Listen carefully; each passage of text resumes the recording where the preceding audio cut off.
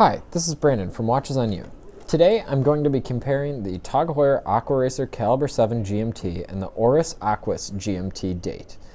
Now before I do that, I want to remind you that we're here at JB Hudson Jewelers in Minneapolis, Minnesota, where these watches are both available on sale brand new for a retail price of $2,700. So it's exactly the same between the watches in terms of retail price, so that is why I am doing a comparison, because really they each have the same complication as well. Moving on to another thing that I want to announce. So as many of you probably know, I currently have a Kickstarter campaign for a watch that I personally designed. This is the Hoagland & Sons Mark I chronograph.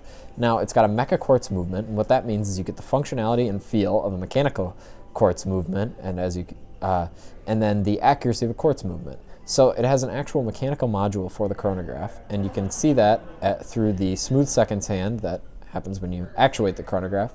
And then when you reset the chronograph, it actually just flies back to 12 o'clock, again, like a standard mechanical quartz, like a standard mechanical movement. And additionally, I just really wanted to include this feature. I love that satisfying kind of click back to 12 o'clock of the many high-end watches that we review. But this watch is available at an affordable price point of $149 on Kickstarter, but that price point will go up to $249 on Amazon after the Kickstarter campaign is successful, so it does behoove you to make a purchase now. I'll be dropping a link in the description to the Kickstarter campaign. Additionally, this watch has a tachymeter scale for speed calculations, as well as a time zone and unit conversion scale on the case back. So again, I would highly encourage you to check this out. But now let's move back to the Oris and the Tag Heuer. So these two watches are extremely similar. The movements are similar, probably the same, but I think that the Tag Heuer uses an ETA-based movement. They don't label it, and then the Oris would use a Sellita-based movement, but they're, again, very similar. Power reserves around 42 hours for each of them. So getting into the cases now, which is the only real difference between the piece, if we're honest.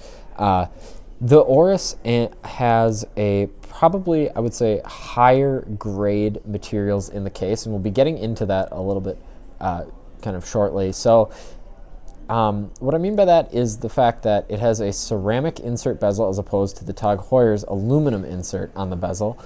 And then additionally, the bracelets are fairly similar between the two watches. The Tag Heuer's is a little bit thicker, so it's a little bit tougher in that regard.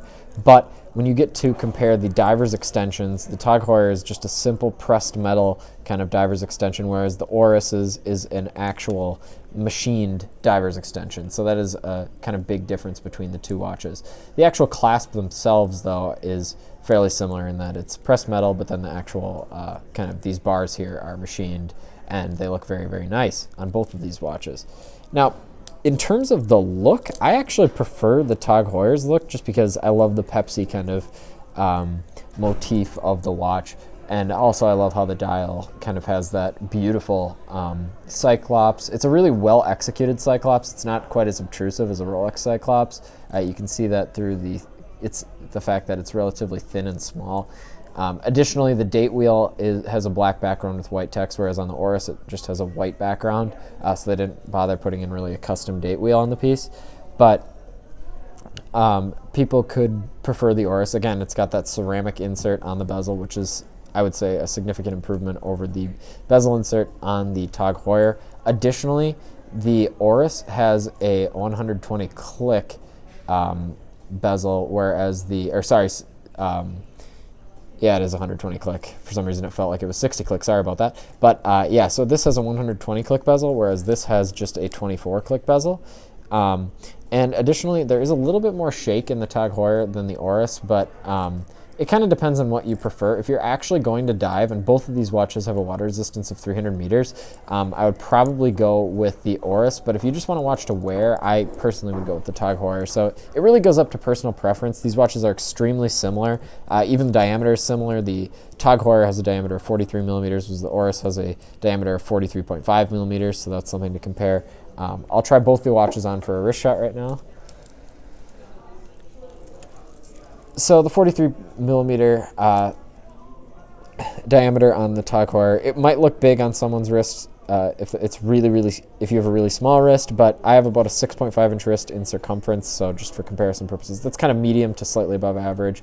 And the Oris looks about the same. I would say the Oris, even though it has a 0.5 bigger diameter, 0.5 millimeter bigger diameter. It probably wears slightly smaller, just kind of due to the case shape.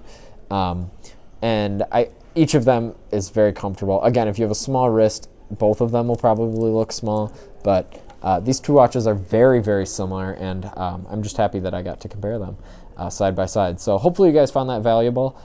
Additionally, these watches are available on sale again for $2,700 at JB Hudson. I'll be dropping a link in the description to their website. And furthermore, I'd highly encourage you to check out my Kickstarter campaign. This is a very useful travel watch, and it really is inspired from vintage racing chronographs. I just wanted to design a watch that I personally would wear and that was at an affordable price point, because many of the watches that we review are far more expensive than the typical consumer would want to spend on a watch, particularly someone in my age bracket, so a college student.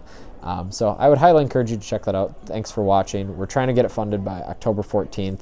We're about halfway there right now, so definitely check that out. Thanks for watching.